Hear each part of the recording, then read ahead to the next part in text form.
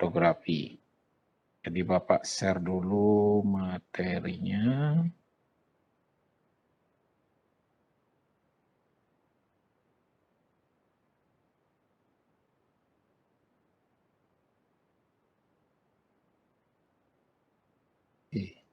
Nah, ini satu kolom. Jadi Anda bayangkan sekarang, di sini ada pelarut yang memiliki sifat azeotropik. Dia akan menguap bersama-sama pada satu titik didih. Ketika menguap bersama-sama pada satu titik didih, ini satu kolom, kemudian dia akan menuju kondensor, sehingga tercatat satu titik didih. Dia menuju kondensor, kemudian dia meleleh. Terdestilasi. Dia terkondensasi, kemudian ditampung. Nah, komponen campuran uap ini di sini kembali pada sifat dari senyawa tersebut pada kemampuan dia menguap. Jadi misalnya pada suhu rendah campuran azeotropik dari etanol, etanol itu suhu didihnya 78 70 sampai 78, air itu 96 atau 9 sampai 100 pada satu tekanan atmosfer. Nah, air bisa nguap pada suhu 78 bersamaan dengan alkohol. Nah, di awal uap awal dia menguap pada komposisi bisa alkoholnya 90% sampai nanti suhunya akan naik pelan-pelan menuju 90 derajat tergantung jumlah komposisi alkohol yang ada. Kemudian terdestilasi. Nah, berbeda dengan fraksinasi. Jadi fraksinasi di sini campuran azeotropik. Kemudian dia naik pertama. Pada saat sampai di sini, ini kolom masih dingin, jadi suhu akan naik 70 pertama 50 derajat, kemudian 70 derajat dia naik bersamaan, 78 derajat alkohol, metanol, air, naik dia bersama-sama di sini. Apa yang terjadi? Ini panas sampai 70. Jadi kalau dia capek itu kemudian kondensasi langsung. Jadi air, alkohol terkondensasi. Kemudian karena ini sudah melebihi dari 70, dari 50 menuju 70, dia alkoholnya akan naik, terpisahkan persentase metanolnya lebih kuat. Kemudian sama, kemudian dia terkondensasi lagi. Kemudian di sini suhunya udah mulai mendekati 70 sehingga terjadi perbedaan fraksinasi, perbedaan rasio antara alkohol, metanol, dan air. Sehingga sampai pada fraksi paling atas, di sini suhunya naik pelan-pelan. Nah, sehingga sampai di sini yang naik metanol murni di awal pada suhu 50 derajat. Terkondensasilah dia metanol di awal. Sehingga terjadi pemisahan azeotropik berdasarkan fraksional destilasi. Kemudian naik dia suhunya sampai suhu 70 derajat Celcius. Pada saat mencapai 70 derajat Celcius, etanol 100% akan terdestilasi. Kemudian disusul oleh komponen airnya. Nah, kalau kita nampungnya di sini berdasarkan rentang temperatur, kita akan mendapatkan kadar metanol yang berbeda-beda. Itu bisa dipisahkan, bukan tidak bisa dipisahkan. Sehingga cara memisahkannya adalah fraksional. Yang umum digunakan fraksional adalah pemisahan minyak bumi. Itu fraksionalnya bertingkat banyak sekali. Nah, kira-kira seperti itu jawabannya. Baik, Prof. Terima kasih atas penjelasan. Oke, poinnya siapa tadi? 12, 20 ya. Lanjut. Izin bertanya, Prof. Lanjung, 20. Izin bertanya, Prof. NIM-nya langsung 20, setelah 20 saya nggak nyatet lagi. Prof, saya ingin bertanya mengenai kristalisasi. Saya mencari beberapa sumber video di YouTube mengenai proses kristalisasi tersebut. Yang keras dikit, Nak. Apakah sudah terdengar, Prof?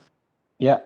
Baik, jadi saya mencari beberapa video di YouTube yang membahas mengenai kristalisasi. Seperti yang sudah tertera di slide videonya Prof juga, bahwa prinsip pembentukan kristal itu ada dua. Yang pertama ada lewat jenuh dan juga lewat dingin. Pada yang lewat jenuh itu kan dia akan terbentuk kristal, sedangkan pada yang untuk dingin itu saya tidak melihat itu, Prof. Saya ingin bertanya, ketika kita memilih untuk melakukan proses kristalisasi, apa faktor yang kita harus lihat untuk apakah kita harus memilih untuk melakukan dengan kondisi lewat jenuh atau dengan kondisi pendinginan seperti itu, Prof? Oke. Baik, Adek. Lewat jenuh. Semua proses rekristalisasi dia harus melewati larutan lewat jenuh. Caranya mendapatkan larutan lewat jenuh seperti apa? Salah satunya menghilangkan pelarutnya dengan cara menguapkan pelarutnya. Jadi pelarutnya diuapkan, zat aktifnya masih ada, sehingga nanti baru dikristalisasikan dia. Atau ketika dia sudah terbentuk hampir mendekati lewat jenuh, kelarutannya diturunkan dengan cara menurunkan suhu medianya. Karena kita tahu zat aktif kelarutannya juga berpengaruh pada suhu. Karena ketika kita tingkatkan suhu, kelarutannya akan meningkat. Ketika kita turunkan suhu, kelarutannya akan berkurang. Atau kita menambahkan pelarut campur yang sering disebut dengan salting in, salting out. Jadi pelarut campur itu kelarutannya juga dirubah dengan cara merubah konstanta dielektrik dari pelarutnya. Misalnya kita tambahkan alkohol atau kita tambahkan pelarut lain yang masih tercampur, misalnya etil astat. Sehingga kelarutannya di dalam larutan itu berkurang. Terbentuklah dia kristal. Pada intinya harus dimulai dengan membentuk larutan jenuh. Pendinginan adalah salah satu menurunkan kelarutannya sehingga terbentuk larutan jenuh. Kemudian membangun kristal, ini bisa berapa cara. Menambahkan inti kristal, memancing dengan garam, merubah konstanta termodinamiknya dengan cara menggesek, baru terbentuk, atau salting in, salting out, menambahkan kelarutan tertentu. Pada prinsipnya seperti itu. Jadi nanti hati-hati dengan YouTube. Kalau sumbernya nggak jelas, biasanya semua orang bisa buat. Yang paling penting ketika Anda men-surfing literatur adalah lihat sumbernya siapa yang memberikan. Pertama. Kedua, buku-buku yang Anda searching, buku-buku sekunder yang penerbitnya jelas. Jangan juga penerbitnya nggak jelas, seperti web. Nah, biasanya buku-buku sekunder penerbitnya jelas, Boca Roston, jadi penerbit yang tercatat. Di situ yang Anda pelajari, ya. Ada Yunita, ya, poinnya. Prof, Ya. boleh izin bertanya lagi? Mhm. Pada videonya itu, pertama itu kan yang dilakukan tekniknya itu dia menggunakan CuSO4, Prof, lalu dilarutkan ke dalam aqueous sampai pertama dia menggunakan 25 gram CuSO4, kemudian diaduk, kemudian ditambahkan lagi 20, kemudian pada gelas bukan gelas kimia yang digunakan itu di wrap dia, Prof, ditutup, kemudian dia menunggu sampai terbentuknya endapan, tapi di sana dia tidak melakukan proses pemanasan maupun pendinginan, tapi pada video itu terbentuk, Prof, di ending itu terbentuk sebuah kristal. Iya, Apakah ketika dilarutkan suatu larutan lewat jenuh kan ditambahkan terus. Sampai melewati jenuh, kemudian didiamkan, pasti terbentuk kristal dia. Nah, kemudian ketika belum lewat jenuh diturunkan suhunya. Pada saat penurunan suhu terjadi apa? Penurunan kelarutan. Pasti dia akan mengalami titik lewat jenuh juga. Ngerti? Mengerti, Prof. Berarti tidak pada proses pendinginan itu penurunan suhu itu tidak hanya perlu maksudnya didiamkan saja itu sudah bisa turun suhunya, Prof. Didiamkan tergantung pada reaksi kelarutannya. Sekarang kalau Anda menambahkan H2SO4, pernah nggak masukin H2SO4 ke air? Pernah, Prof. Yang terjadi gimana airnya? Mohon maaf, Prof. Saya tidak ingat ketika itu. Mestinya teliti dong seorang farmasi. H2SO4 dilarutkan ke air, dia panas. Suhunya akan naik. Jadi H2SO4. Sekarang kalau Anda membuat CuSO4, Anda ada larutan Cu. Ada reaksi juga, terjadi panas. Sehingga garamnya lebih banyak larut. Ketika sudah dingin dia situasinya, ngendap pasti. Di SMA pernah ngelarutin natrium nggak? Pernah, Prof. Apa yang terjadi? Natrium ditaruh di mana? Natrium waktu itu direaksikan dengan Aquades menghasilkan ledakan, Prof. Iya, kenapa terjadi ledakan?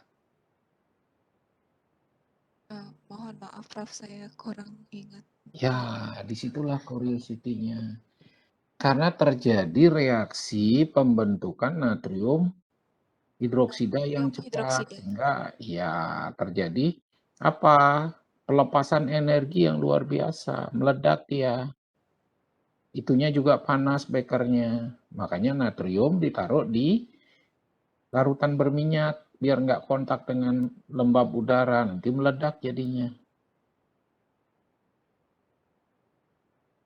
Reaksi itu bisa mengakibatkan perubahan suhu. Jadi jangan sederhana melihatnya, makanya dievaluasi jauh lebih dalam, dipelajari curiosity-nya ya deh ya. Baik, Prof.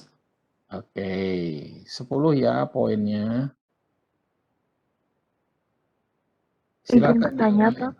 NIM dulu nak, NIM 25. silakan. Baik, saya masih bingung tadi. Prof kan sempat di video tersebut bilang bahwa pada proses destilasi frакsinasi, Prof menjelaskan itu perbedaannya itu dalam hal kolom fraksinasinya tersebut. Nah, dokter bilang di akhir bahwa pada proses ini hasilnya itu dipengaruhi oleh jumlah dari kolom fraksinasi tersebut. Nah, saya masih bingung, Prof, dengan jumlah kolom fraksinasi itu berapa kira-kira jumlah kolom fraksinasi tersebut, Prof? Apakah kolomnya itu sesuai dengan komponen yang kita gunakan atau sampel yang kita gunakan atau bagaimana? Itu, Prof. Jumlah kolom ditentukan oleh jenis senyawa yang dipisahkan. Perbedaan suhu dari senyawa yang dipisahkan atau perbedaan degradasi dari suhu tersebut.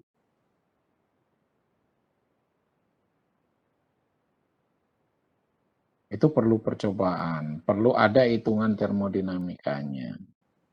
Jadi nggak bisa, kalau satu kolom single step, itu langsung dia, biasanya pemisahannya nggak terjadi, bahwa dia hanya uap karena terbentuk azeotropik.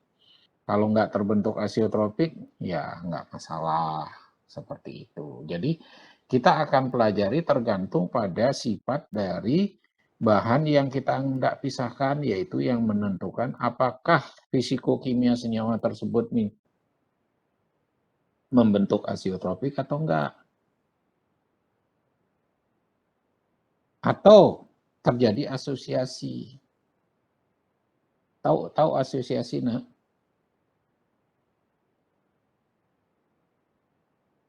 Membentuk ikatan dia. Ketika membentuk ikatan, titik uapnya meningkat. Bisa.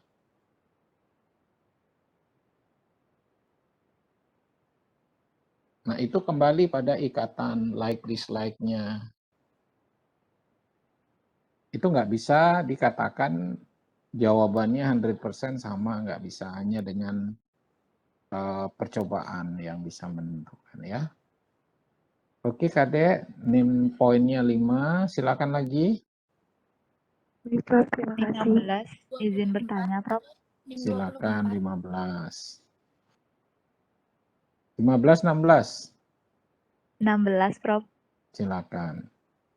Jadi begini, Prof. Tadi kan di video yang Prof jelaskan itu tadi ada berbagai jenis dari destilasi. Itu ada destilasi vakum dan juga destilasi yang di bawah tekanan tereduksi. Jadi yang tereduksi itu kan tadi dijelaskan juga dia meningkatkan laju destilasi ketika tekanan uapnya sama dengan tekanan atmosfer. Nah, kalau misalnya laju destilasi ini ditingkatkan, apakah larutan yang diuapkan itu apakah tidak apa ya? Maksudnya apakah tidak akan menguap semuanya? Dan juga untuk yang lagi satu itu destilasi vakum itu, Prof. Jadi kan yang saya tahu tuh vakum itu untuk memanfaatkan tekanan. Jadi pada destilasi vakum itu kan diuapkan dengan vakum sehingga menguap pada titik didih yang rendah. Berarti dalam hal ini apakah larutan yang dilakukan destilasi itu titik didihnya itu awalnya tinggi, kemudian dengan vakum ini diubah menjadi rendah. Apakah seperti itu cara kerjanya, Prof? Anda belajar fisika, dihitung sendiri dong. PPNRT, P tekanan, P volume, NRT. Ya, masih ingat itu. P tekanan dikali volume PP sama dengan N jumlah dari molekul, R bilangan parameter, T itu temperatur. Temperatur itu adalah temperatur absolut. Jadi apabila sekarang vakumnya diturunkan, T-nya gimana?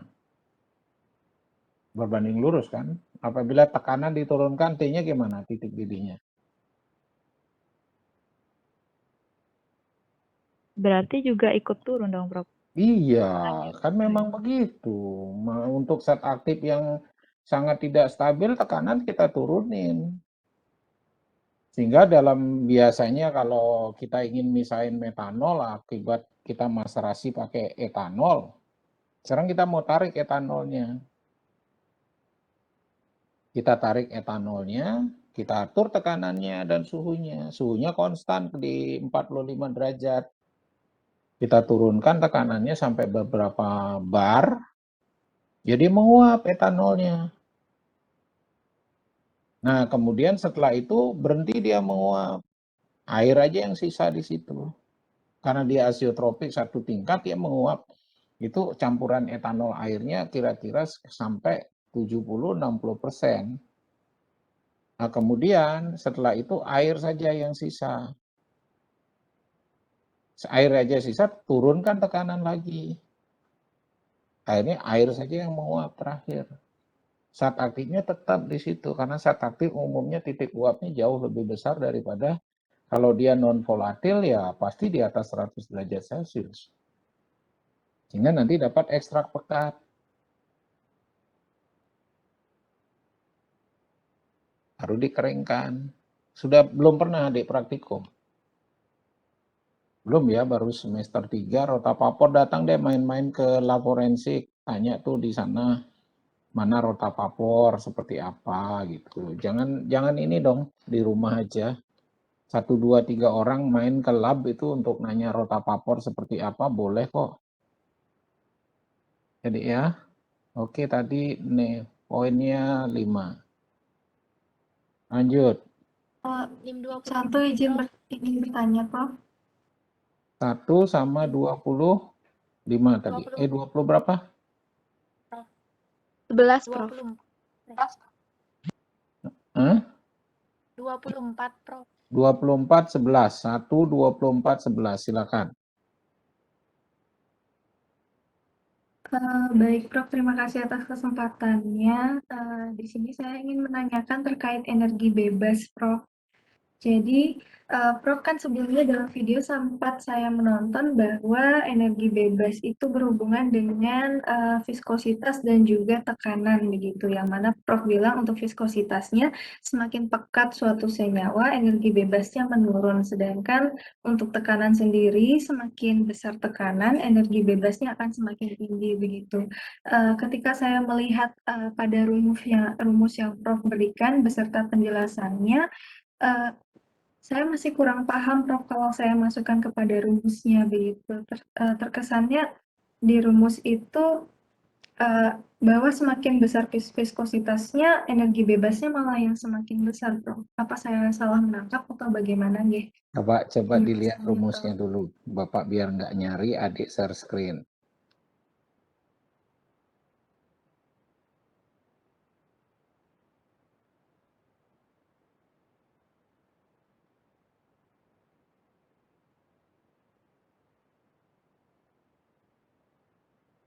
Jadi logikanya gini deh, air H2O. Kalau air sendiri dipanaskan, gerakannya seperti apa, Nak?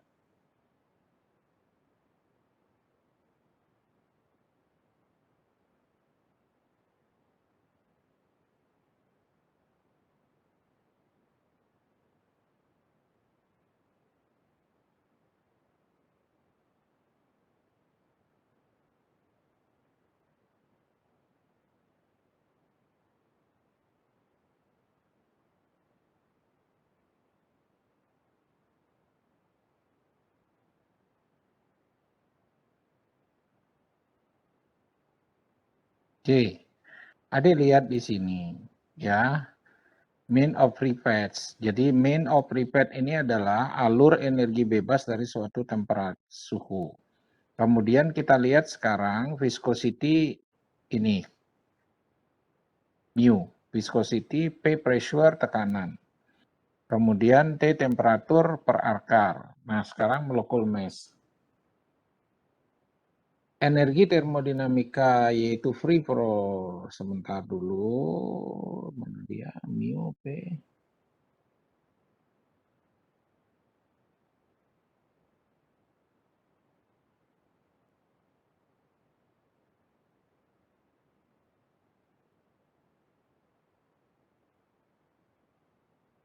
Oh, sorry. Ini gas. Ini gas, ini keadaan dalam bentuk gas. D. Coba baca, gas molekul. Tadi yang saya sebut cairan dengan viscosity. Cairan dia berbanding terbalik. Kalau gas dia berbanding lurus. Oh, begitu nggih Prof. Ya. Jadi Jadi kalau cairan semakin kental cairannya, energi bebasnya gimana? Gerakan dari suatu molekul gimana? semakin lambat Prof. Semakin susah Lambat, bergerak. susah bergerak. Sekarang kalau gas gimana? Kebalikan kan? Iya Prof. Iya, ini beda fase dia ya. Makanya dia Oh, terbalik baik. rumusnya. Oke? Oh, baik Prof. Oke, poinnya 5. Terima Nah, di kasih sini ya. nomor 30 ada yang bertanya, nanti saya jawab. Silakan dulu yang tadi. Setelah satu berapa? NIM 24, Prof. Silakan, 24. Diberhentikan dulu share screen-nya, Nak. Stop dulu.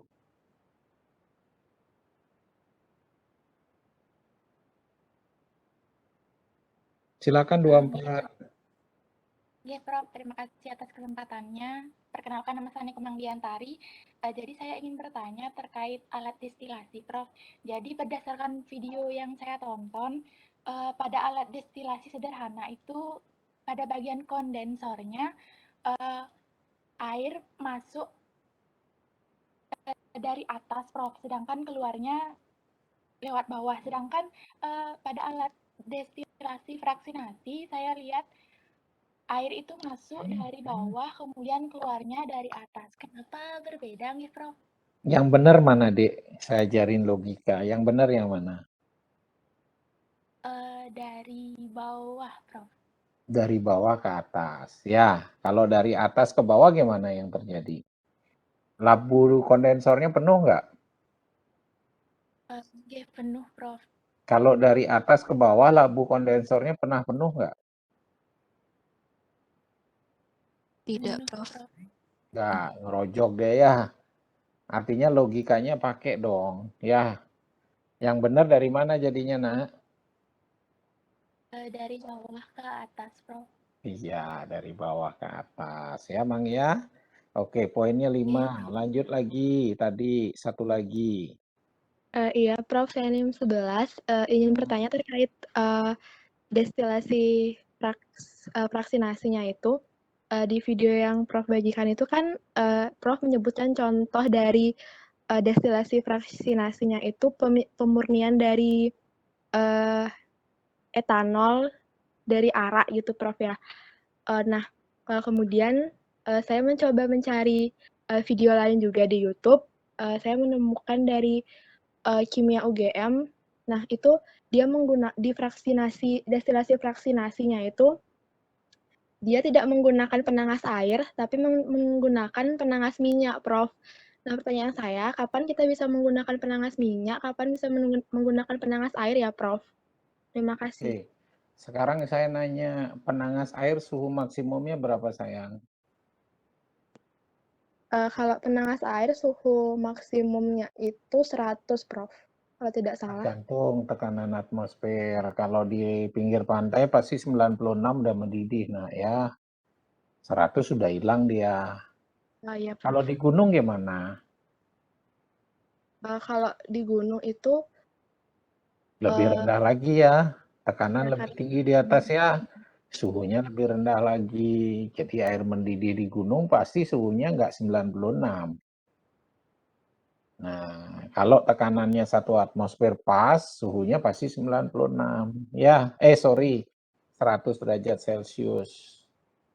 Mulai dia mendidih 100 derajat Celcius itu menguap, titik uap. Tapi mulai kelihatan mendidih, membentuk bubble itu 90 sampai 96. Baru kelihatan yang menguap itu pada suhu 100 ambiennya. Nah sekarang kalau Anda minyak, Anda goreng suhunya berapa, Nak? Kalau minyak itu sekitar 200-an ke atas Suhunya lebih. sampai 300 derajat kalau pakai minyak ya. Ya. Ya, sekarang kalau pakai minyak 300 derajat yang Anda pisahin alkohol sampai minyaknya mendidih sampai di mana dia?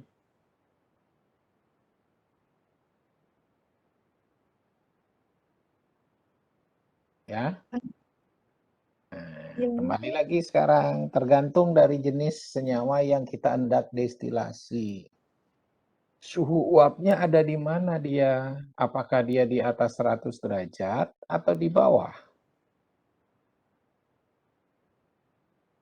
Kalau di atas 100 derajat, air nggak sanggup membuat dia menguap. Pasti kita pakai minyak. Kalau dia di bawah 100 derajat, kita pakai minyak, kita hitung cost-nya. Mana lebih murah pakai air sama minyak? Murah air, Prof. Iya, nah belajarnya kayak gitu, Nak. Sehingga adik ini cara bertanyanya konstruktif, bukan semua ditanya. Jadi belajar mandirinya kayak begitu. Adik cari logikanya sehingga jangan begini ketika adik stuck nggak usah nanya, diam aja, itu ininya kurang, curiosity keingintahuannya kurang. Adik cari baca lagi kapan gitu. Jangan cukup sekedar satu udah besok saya nanya lagi, itu jadi orang yang pemalas. Ya. Oke, 5 ya, Nak. Nah, di sini sama nih. NIM 30 ngechat Jessica. Iya, Prof. Ya. Hampir mirip pertanyaannya. Karena saya merasakan ini penting, makanya saya minta Anda mencari, baca lebih banyak, dan saya tanya lagi, Kak, gitu. Ya, Jessie? Iya, baik, Prof. Poinnya 5. Silakan, lanjut. Kalau ya, Prof. Ya. Baik, terima kasih atas kesempatannya. Saya izin bertanya. Jadi, tadi saya sempat menonton video dari Prof. Gelgel, di mana Prof. sempat menjelaskan pada tengah-tengah video itu proses destilasi pada industri farmasi, begitu rasanya. Nah, di mana Prof. sempat mengatakan bahwa dalam proses ekstraksi bahan alam biasanya menggunakan pelarut dan pelarut tersebut tidak dibuang, tetapi biasanya direcovery atau dilakukan pemulihan dengan metode destilasi dari industri tersebut dan teknik tersebut juga biasanya dilakukan oleh industri-industri lain. Nah, pertanyaan saya, Prof, kalau misalkan pelarut tersebut sudah dipulihkan begitu menggunakan metode destilasi, setelah itu apakah pelarut tersebut bisa dibuat untuk ekstraksi kembali atau bagaimana, Prof? Saya masih bingung. Terima kasih, Prof. Baik. Jika pelarut tersebut sudah dibuang atau sudah kotor, apakah bisa digunakan lagi? Itu kan?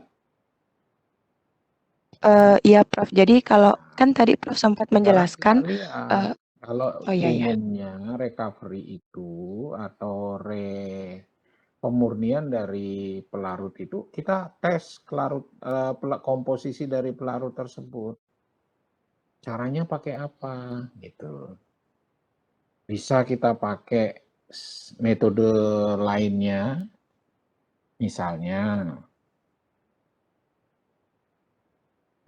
nanti adik sudah belajar kimia analisis tentang instrumentasi atau sekaligus ya kalau nggak salah. Ya, sudah belajar yang namanya FTIR.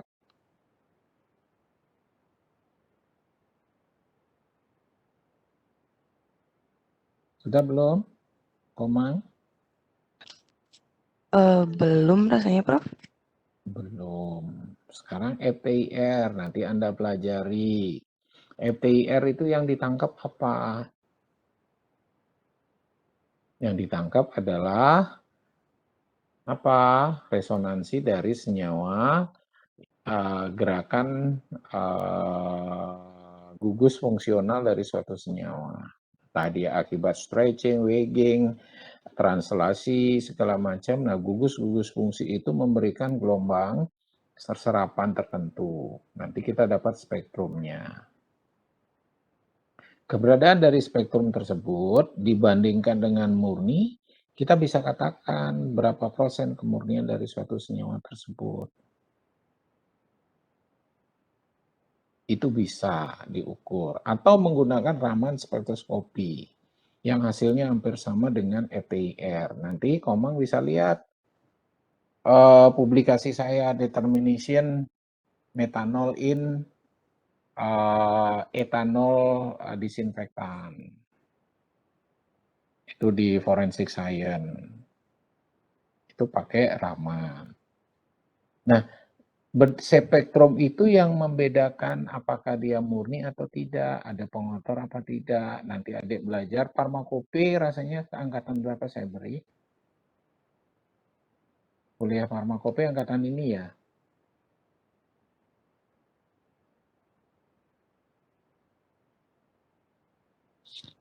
Halo? Suara saya terdengar atau hilang? Terdengar, Prof. Tadi yang nanya pertama kali NIM 12.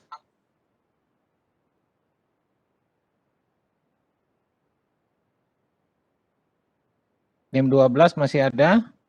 Masih, Prof. Ya, kuliah farmakope angkatan Anda atau yang lain? Farmakope belum ada, Prof. Belum. Oke, nanti di farmakope dia ada yang namanya uji kemurnian. Nah, sehingga kita bisa cek. Jadi tidak serta-merta kita bisa katakan bisa dipakai atau enggak. Kita uji lagi kemurniannya. Ada metode-metode yang digunakan untuk itu. Ya, Komang ya. Oke, Komang, poinnya 10. Silakan lagi yang lain. Prof, terima kasih atas penjelasannya.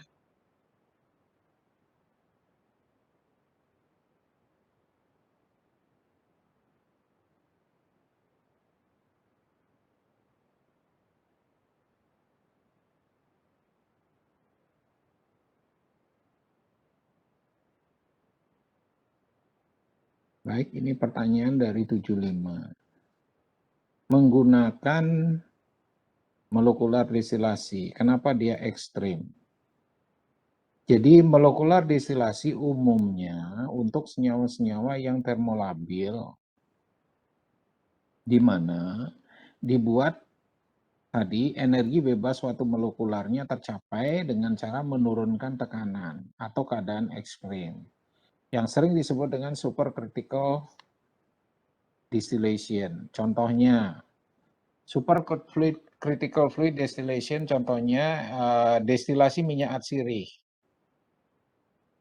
Minyak atsiri itu volatile oil yang apabila didestilasi pada suhu didih, misalnya di 90 derajat dengan air, dia akan mengalami energi aktivasi sehingga mengakibatkan reaksi berikutnya. Jadi dia berubah komposisinya atau instabil, sehingga terjadilah reaksi aktivasi. Bisa dia warnanya berubah, kemudian bisa dia membawa air sehingga dia berdisosiasi dengan air. Sehingga kualitas dari minyak atsirinya berubah. Nah, untuk seperti itu digunakanlah supercritical fluid extraction atau supercritical distillation. Jadi dibuat pada tekanan rendah, dipaksa untuk diuapkan. Sehingga dia menguap pada kondisi superkritis.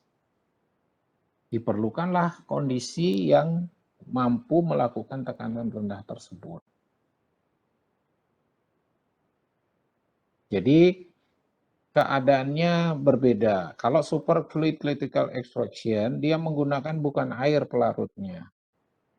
Jadi senyawa itu diekstraksi pada kondisi dingin menggunakan misalnya CO2 cair. Dari CO2 cair, kemudian CO2-nya diambil, masih dalam keadaan cair yang masih mengandung pelarut yang terlarut. Kemudian dari situ bahan aktif yang tidak terlarut diambil, disaring, kemudian senyawa yang berada CO2 dengan volatile oil yang melarut ini, sekarang supercritical CO2-nya yang diusir. Airnya yang tidak menguap adalah volatile oil-nya. Berbalik dengan kalau dia pakai distilasi air, volatile oil-nya disuruh menguap. Baru ditangkap. Nah, dia biasanya menguap bersama air. Nanti setelah dia terpisah, terkondensasi, kemudian dia akan mengalami pemisahan. Sehingga minyaknya yang mengambang, airnya masih tertampung di bawahnya. Tentunya minyak volatile oil itu akan mengabsorpsi air di sana. Nah, kualitasnya berbeda. Itu kira-kira penjelasannya. Oke, 75 poinnya 15. Lanjut, siapa lagi? Jam 19, Prof. Silakan. Baik, Prof. Jadi menyambung dengan penjelasan Prof sebelumnya mengenai destilasi fraksinasi atau destilasi fraksional itu, Prof. Saya berpikir bagaimana kira-kira caranya kita jadi untuk mencari atau memperoleh hasil etanol yang murni. Saya berpikir sebelumnya karena saya pernah bertanya dengan teman saya yang dia bekerja untuk membuat arak begitu, Prof. Jadi katanya dia menyulingnya berkali-kali. Nah, di sini apakah kita bisa menggunakan metode destilasi fraksinasi itu hanya satu kali, Prof? Jadi apakah hasilnya sama dengan destilasi sederhana yang seperti dilakukan produsen arak biasanya Ya, dengan jelas destilasi cost-nya fraksinasi ini, berbeda. Prof? Ini kembali lagi, adik ini nggak pakai logik ya. Tolong dilihat. Kalau dia menggunakan destilasi single, dia akan ngulang destilasi. Cost-nya akan luar biasa. Kalau dia pakai fraksinasi, dia akan terpisahkan sendiri pada satu proses. Misalnya, alat yang saya ciptakan itu 5 kolom. Dengan 5 kolom berarti sama dengan 5 kali pengulangan destilasi dengan 1 kolom.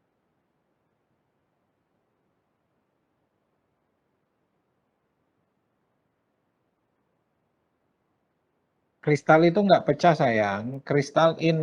Pas kristal itu biasanya terbentuk kemudian baru diikuti dengan second kristal. Jadi jangan dibilang pecah. Jadi kristal first kristal atau primer kristal sebagai inti untuk menginduksi kristal berikutnya. Oke, 71 poinnya 5. Silakan lagi.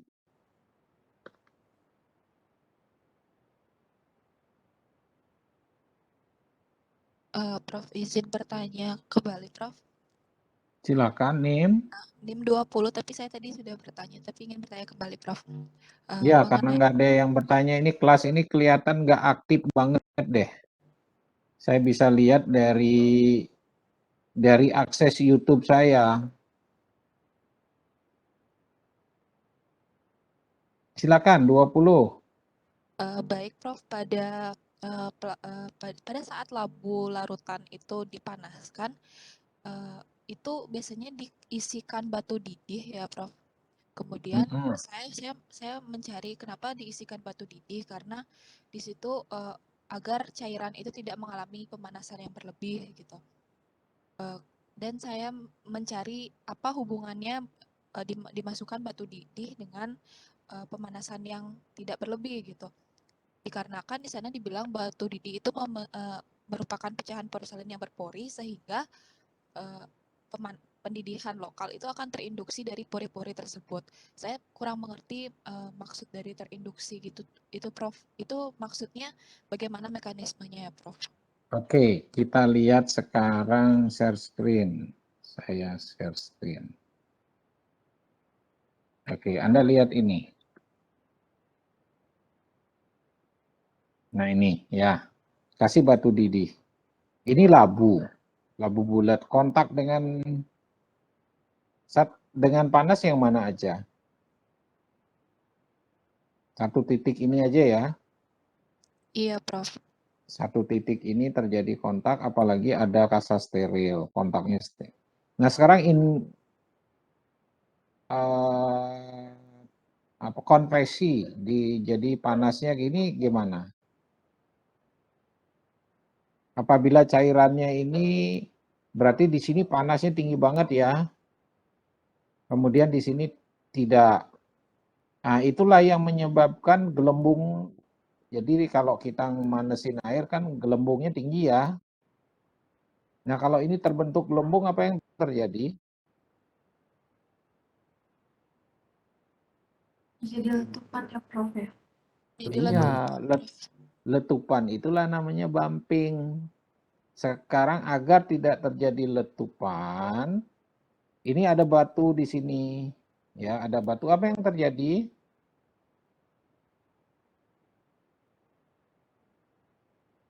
Akan terjadi kontak panas ke batu ini.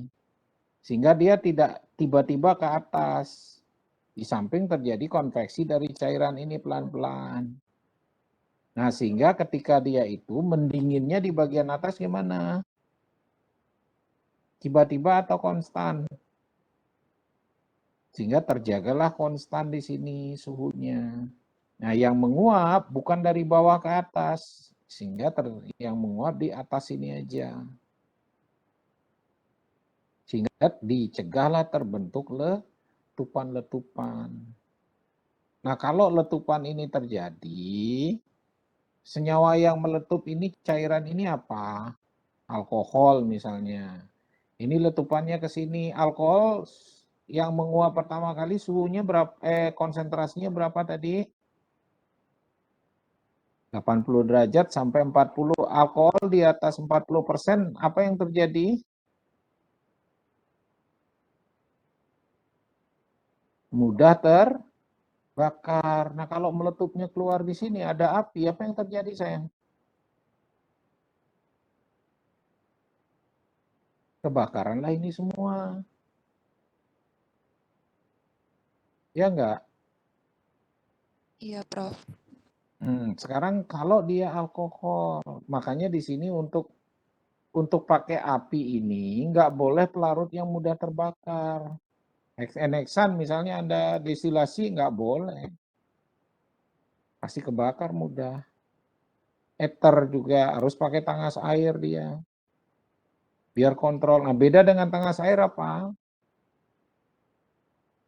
Ini ada air di sini. Suhunya gimana?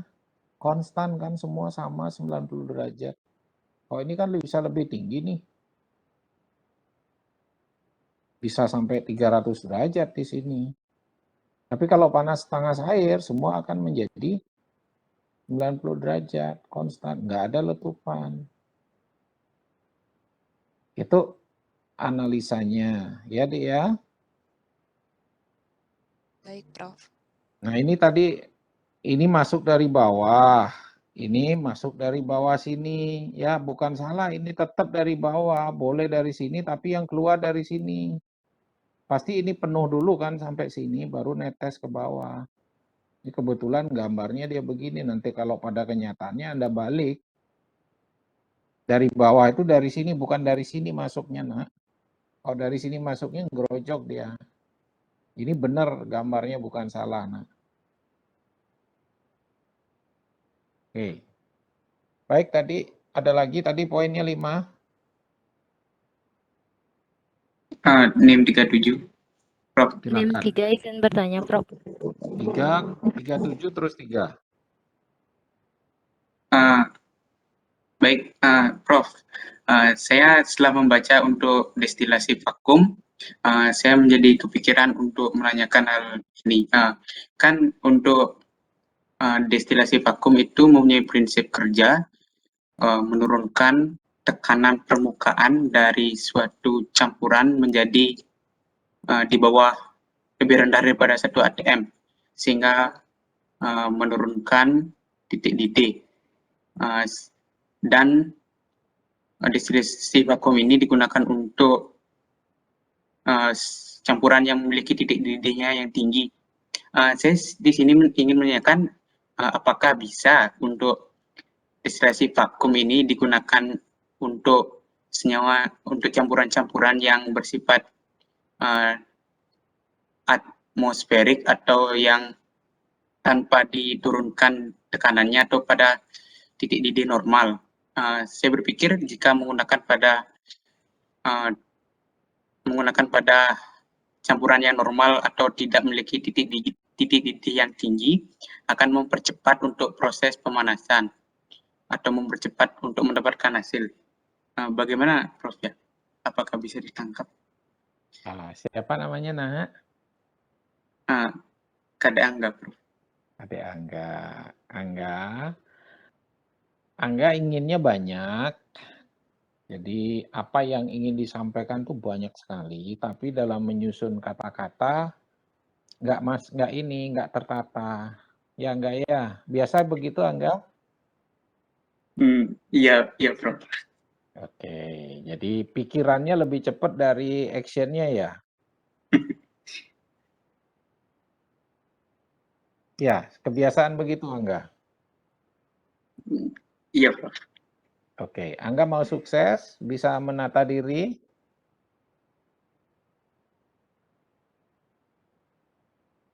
Mau, Prof. Oke. Angga latihan pranayama. Lebih sering. Pada saat pranayama, tarik, tahan, lepaskan. Pikiran difokuskan di situ. Kemudian Anda berpikir menata pikiran untuk berbicara, sehingga pikirannya lebih sabar. Baru actionnya. Sehingga kemudian latih berbicaranya. Apa yang ingin disampaikan? Pelan-pelan dengan sabar. Jadi cara berbicaranya pelan-pelan. Nah, dengan cara melatih dengan semedi, Anda akan dilatih, jadi frekuensi evoke-nya, amplitudenya akan diperpanjang sehingga nggak agresif, nggak talkative, sehingga lebih calm dia. Nah, dari situ Anda latih sekarang untuk berusaha berbicara yang lambat. Oke, apa yang dipertanyakan oleh Angga? apapun dia pada tekanan atmosfer kemudian ingin jadi menguap, kalau dia tidak tekanan atmosfer, suhu ruang, gitu kan inginnya. Tekanan atmosfer, suhu ruang, nguap nggak dia? Nggak menguap. Kemudian tekanan atmosfer, suhunya dinaikkan, jadi PP volumenya tetap, sehingga dia terjadi perubahan dalam bentuk gas. Kan PP sama dengan nRT. Jadi kalau tekanan atmosfer, suhunya tetap, ya nggak ada apa-apa dia, tidak terjadi perubahan fase. Kalau pada tekanan atmosfer, volumenya diturunkan, tekanan juga akan menurun, meningkat. Jadi suhunya turun juga, terjadi penguapan.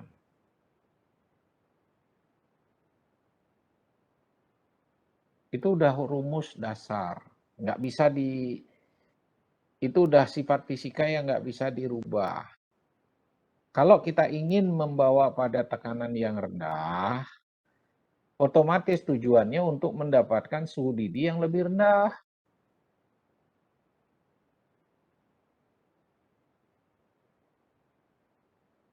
Jadi, Kadek Angga belajar menghitung teori dasar fisika.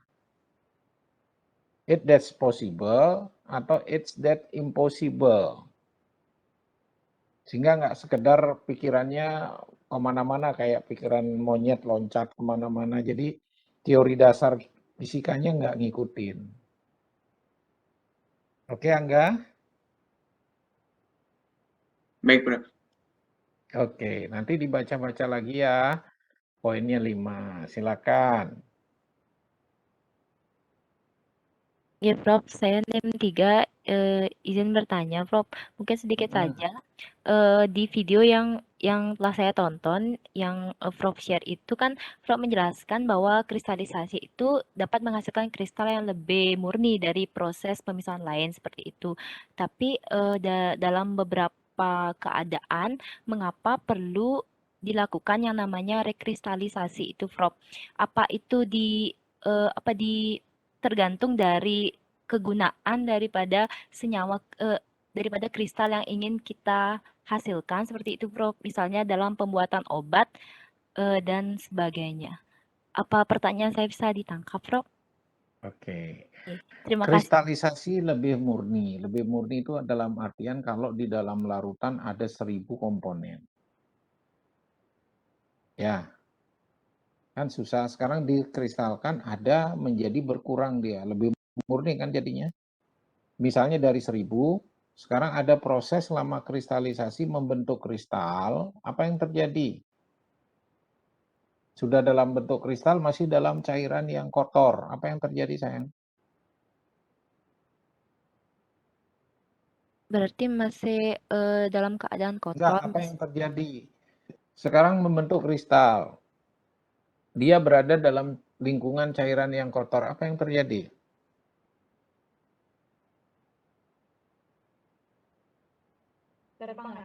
Masih terdapat kontaminasi di dalamnya, Prof?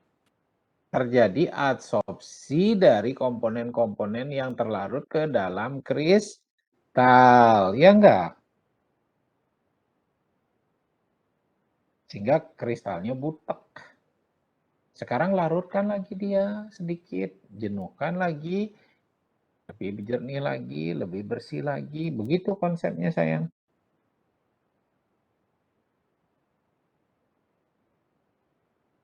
Pernah nggak ngerjain iseng-iseng tuh? Yang biasa dikerjakan pakai gula.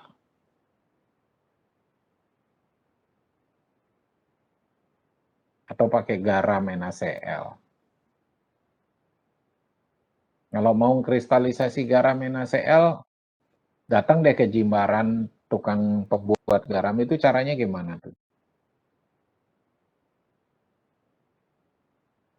Dipanesin garamnya. Jadi air garamnya dibawa, dipanesin, nanti lambat laun garamnya jernih jadinya.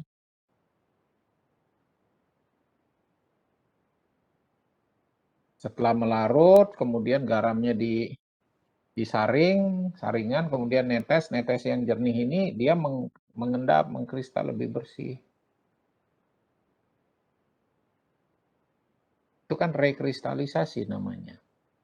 Kristal dicairkan, garam airnya diuapkan, dalam kondisi tidak jenuh, kemudian baru dibiarkan disaring. Menjadi super jenuh, mengkristal kembali, lebih jernih dia, garamnya lebih putih. Ya, oke. NIM berapa tadi? 3, poinnya 10, silakan.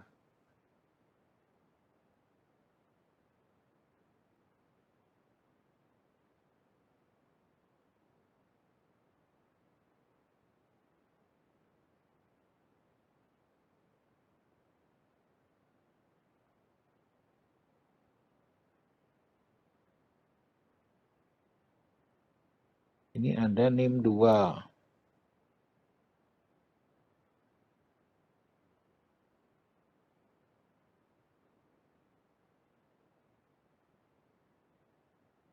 Molekular sama tradisional, bedanya apa sih Prof? Mohon penjelasannya.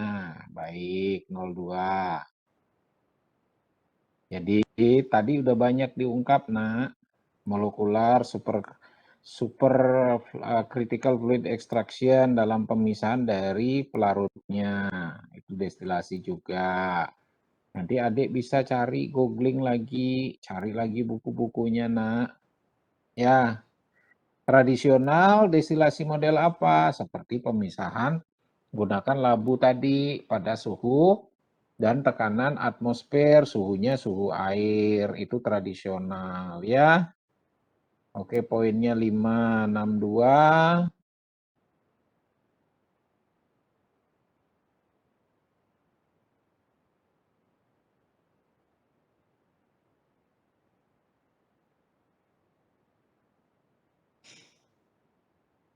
Wah, ini baca buku, baik, 62. Model kolom kristal itu fraksinasinya banyak banget. Banyak banget. Tergantung teknologi yang diterapkan. Spiral bubble, ada yang namanya seperti cawan. Anda trace itu pemisahan etanol dalam dunia wine itu yang namanya Drachen chiller, dia pakai pemisah yang berganda, pakai sistemnya bertumpuk-tumpuk, itu banyak banget. Kemudian Anda cari pemisahan minyak bumi, fraksinasinya juga modelnya beda-beda. Itu tergantung dari jenis dan bahan yang dipisahkan. Ya, 62, tolong baca buku lebih banyak ya. Ini udah mulai baca, saya salut. Jadi 62 Teresia, NIM 6215. Ada lagi yang bertanya?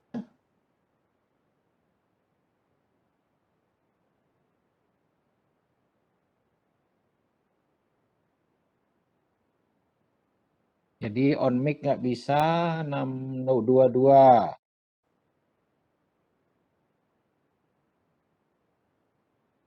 Suatu kristal dikatakan tidak stabil. Tidak stabil di sini macam-macam. Mudah larut kembali bisa tidak stabil. Terurai menjadi bentuk lain bisa tidak stabil.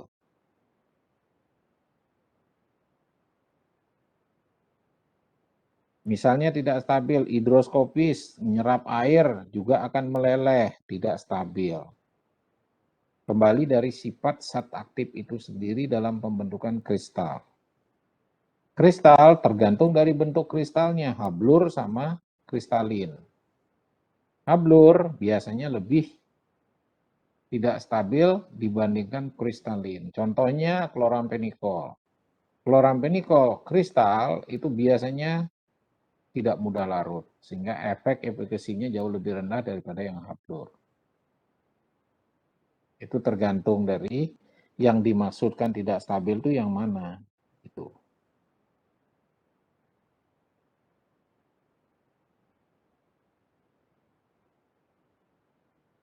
Oke.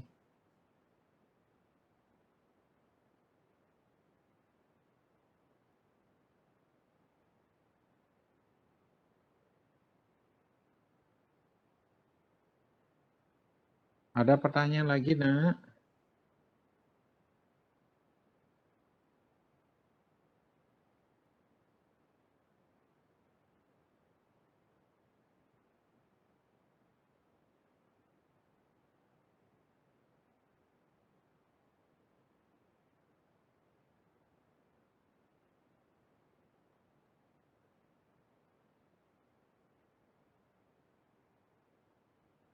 Ini ada yang nggak beres dengan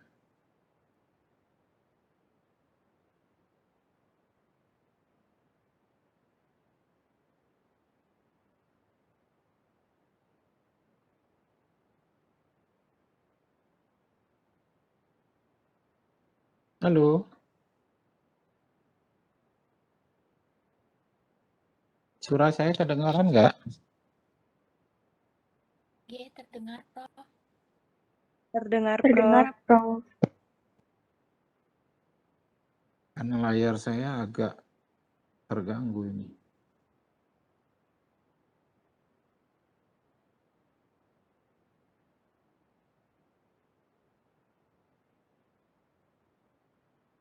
Oke, kalau nggak ada pertanyaan, saya mau saran. Ini adik-adik.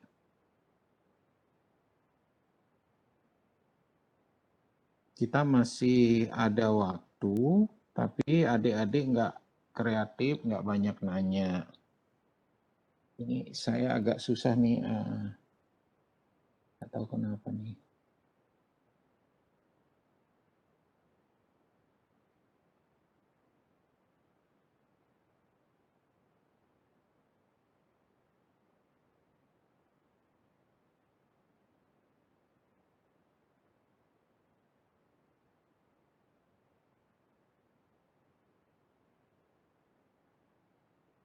Layar saya numpuk.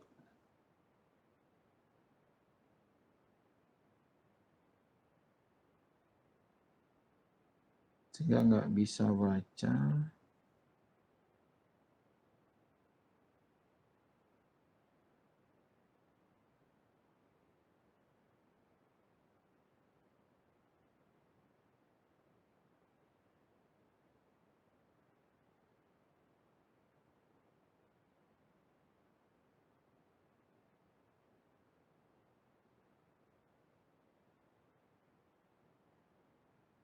Sudah refresh tapi nggak mau.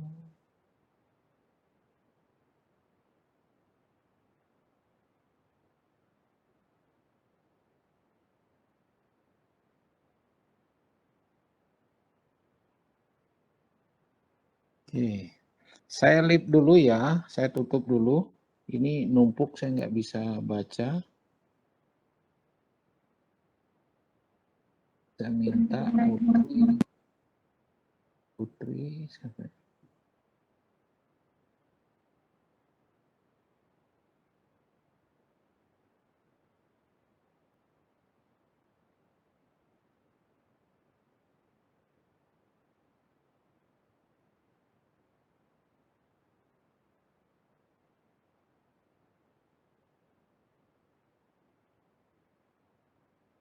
Oke, Putri saya jadiin host. Saya leave dulu.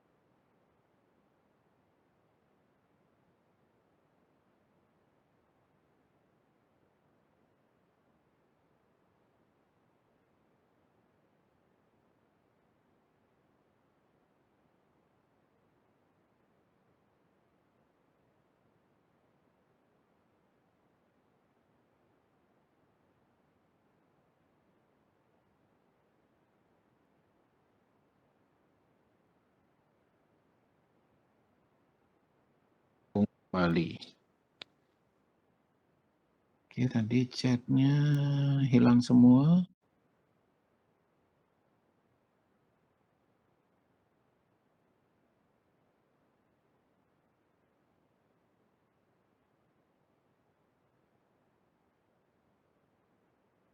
Oke, silakan tadi chatnya yang terakhir nggak muncul karena tadi nggak kebaca.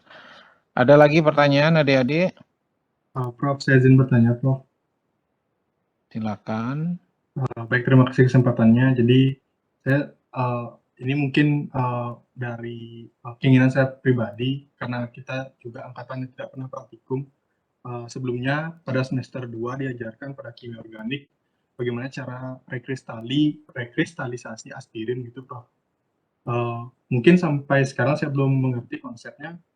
Ketika sudah direkristalisasi serbuk atau kristal aspirin yang sebelumnya berbentuk butiran, setelah direkristalisasi akan berbentuk lebih seperti jarum gitu, Prof.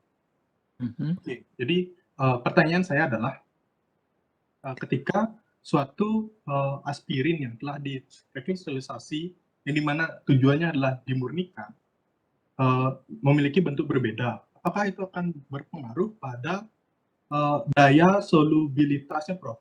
Karena kita ketahui bersama suatu bahan atau partikel ketika memiliki luas permukaan yang lebih besar atau ukuran partikel yang lebih kecil akan lebih mudah larut begitu, Prof. Dan ketika kita malah ingin memurnikan suatu aspirin, malah dia menjadi partikel lebih besar, yaitu berbentuk jarum, dan tentu akan lebih sulit untuk larut gitu, Prof. Mungkin dari Prof, menurut Prof, apakah tingkat solubilitasnya itu akan sama atau bagaimana? Terima kasih, Prof.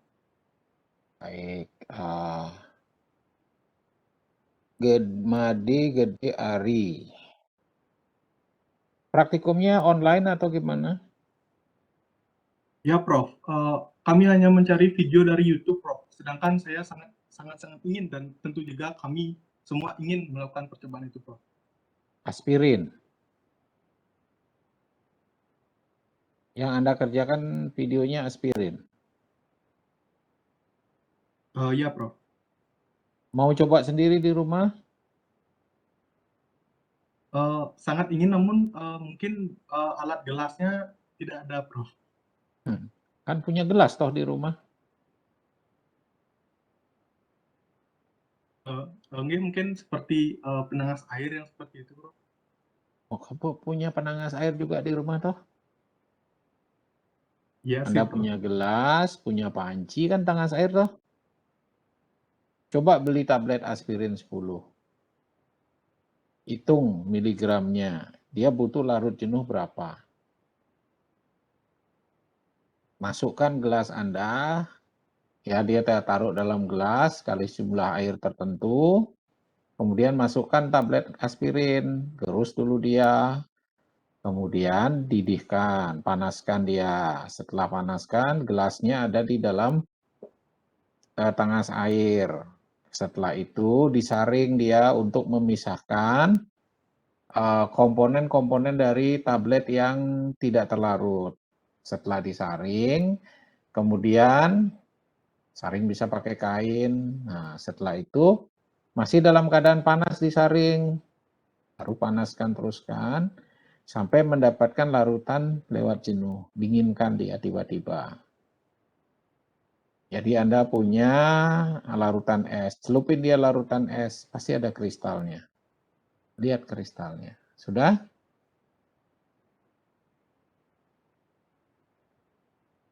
Halo? Jadi, sekarang Anda baca di Farmakope. Monografi dari aspirin. Bentuknya apa?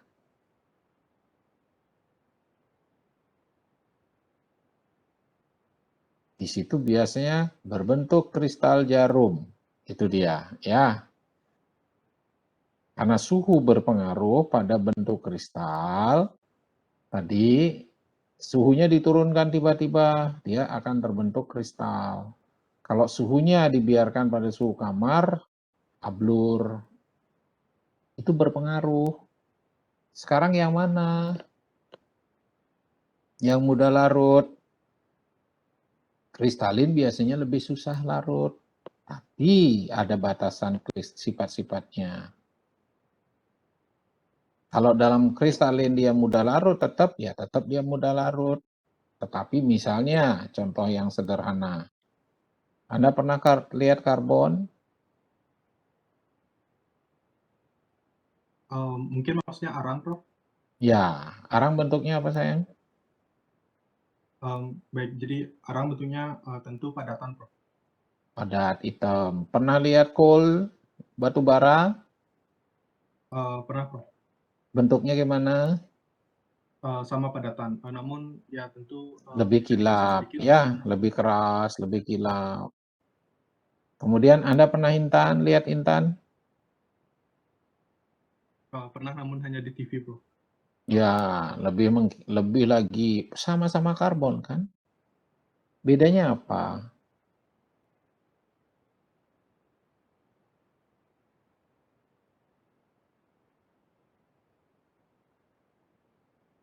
Bedanya bentuk struktur kristalnya. Kelarutannya, kekuatannya juga berbeda-beda ya. Yuk Gede Ari.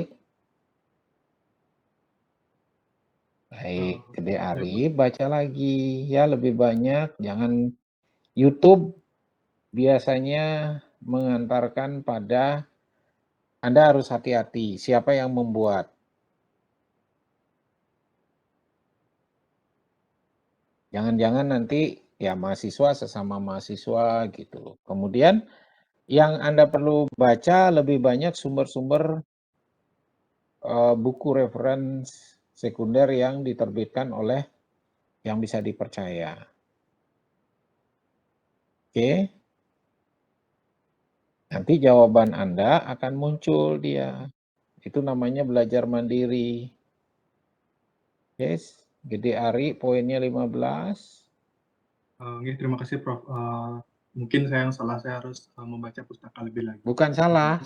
Bukan salah, bagus. Cuman sekarang lebih giat lagi bacanya. Jangan berhenti sampai di situ. Baik, Prof. Terima kasih untuk jawabannya. Kadek Adi 05. Ini kembali lagi pertanyaannya aziotropik yang saya sudah jelaskan berkali-kali. Apa sih aziotropik?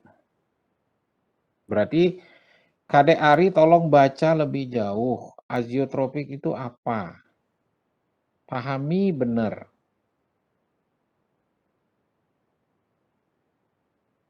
Saya nggak suka orang nanya yang sudah dijelaskan diulang-ulang bertanya lagi. Atau baru masuk nggak ngerti. Ya 70 sama aziotropik juga.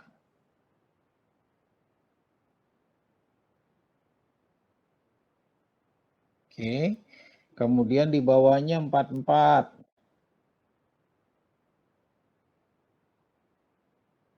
Ini rasanya sudah saya jawab ya, 44 kristal sekunder tadi sudah. Kemudian Mepiani 17.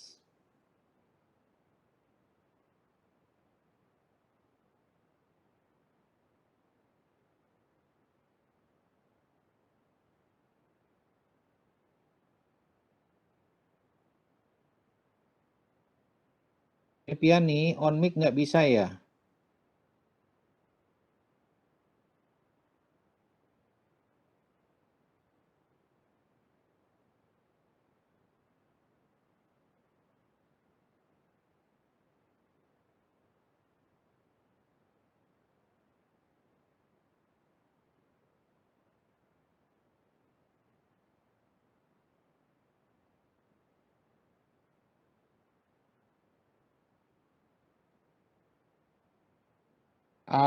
Ini deh besok diperbaiki instrumen Anda karena ini kan membuat prestasi Anda berkurang jadinya. Tadi di awal saya sudah jelaskan prosesnya. Mulai dari apa, pembentukan inti kristal primer diikuti dengan sekunder, Sebelum itu harus melewati larutan jenuh, laju pertumbuhan kristal, apa yang menentukan. Nah, ini semua udah dibahas. Oke. Nah, ini semua pertanyaannya semua sudah dibahas dari 05, 70, kemudian 44, itu poinnya 2, 17 juga ya. Kemudian 57, recovery per larut, tadi juga sudah ditanya. Oke, sekarang lanjut. Yang bisa on mic silakan.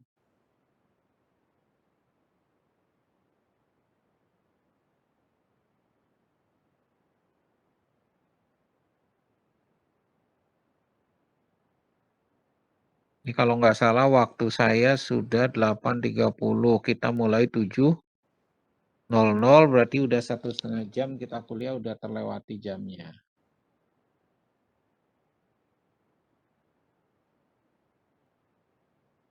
Oke, ini masuk lagi 31.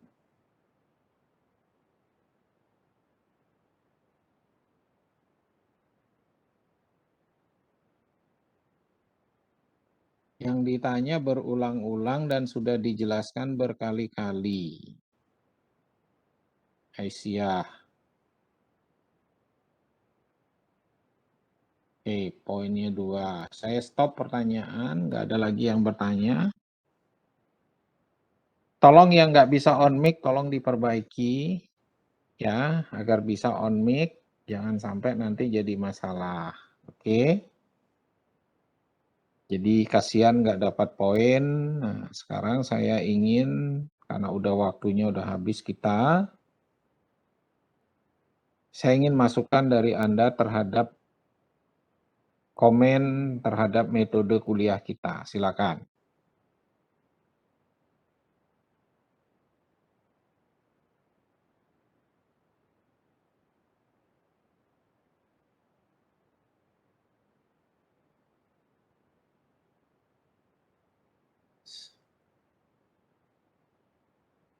Figures itu kolom figures apa sih? Saya juga nggak jelas ini.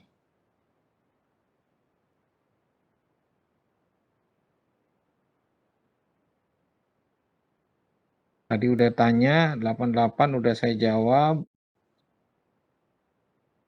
Oke, nggak ada lagi pertanyaan, saya close ya. Silakan, ada komen.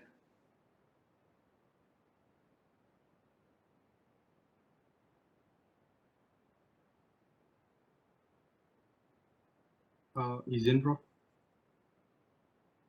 Silakan. Untuk memberikan saran. Baik, terima kasih kesempatannya, Prof. Jadi menurut saya untuk pelaksanaan perkuliahan teori metode pemisahan ini dikarenakan materinya sangat berhubungan dengan praktikum, yang dimana tentu kami semua sangat memerlukan bagaimana caranya tahu apa itu alatnya dan sebagaimana dan juga cara pakainya.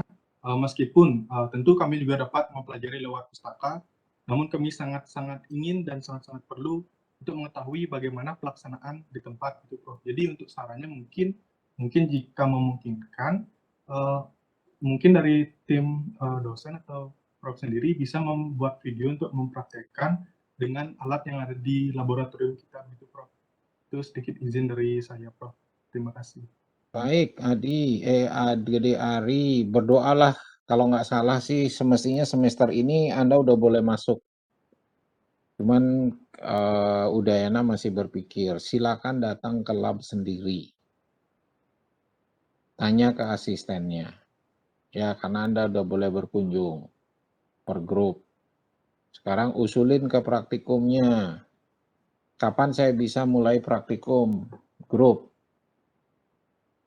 Sehingga ada yang nonton Anda praktikum di rumah, hibrid, ada yang melaksanakan.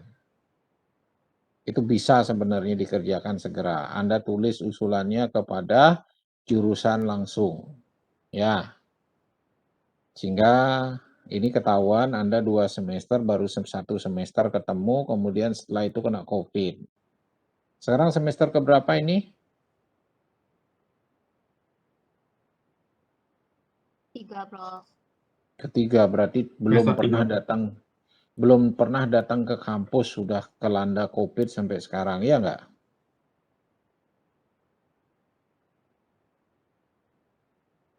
Tolong buat pernyataan langsung ke ketua jurusan agar segera praktikum dilakukan offline. Oke? Baik dengan cara hibrid. Jadi hibrid itu ada yang offline, ada yang online. Minimal Anda pernah datang ke lab.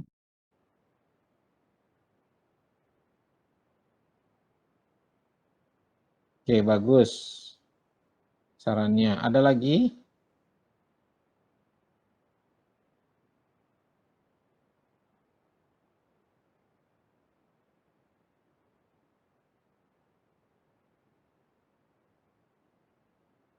Oke, saran saya. Mungkin Anda belum mengalami jiwa sebagai seorang mahasiswa, masih seperti SMA. Jadi kelas ini sangat adem. Beda dengan kakak-kakaknya.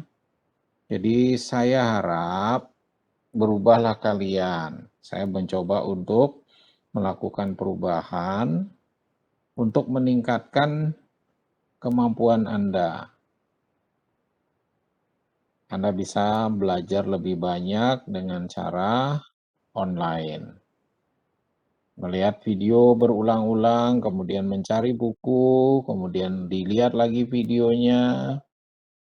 Nah, ini kelihatan curiosity Anda sangat rendah banget. Kelihatan ini dari konsep kuliahnya. Ini tolong diperbaiki jika Anda ingin maju. Mungkin Anda juga udah capek dengan online, apalagi kuliah malam dari pagi, katanya ada praktikum, full, segala macam. Ya, nah tapi tetap kita harus bersemangat dengan kondisi, sehingga kita bisa lebih maju. Mungkin kesibukan juga semua dosen nuntut, saya lihat dari akses YouTube, sangat terlihat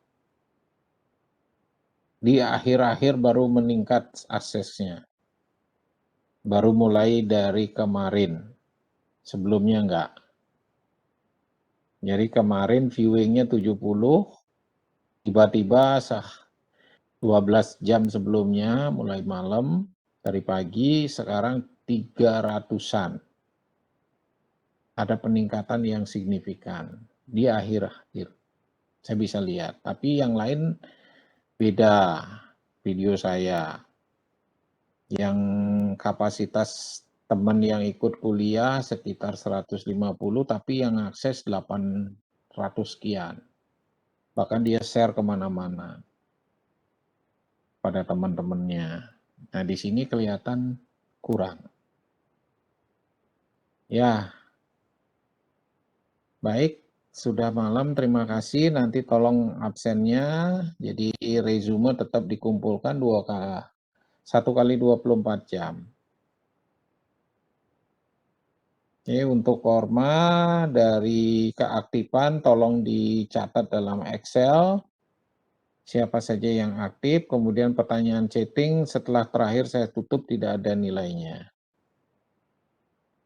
Oke, selamat malam. Selamat malam, Prof. Terima kasih. Ya, kuliah saya tinggal ya.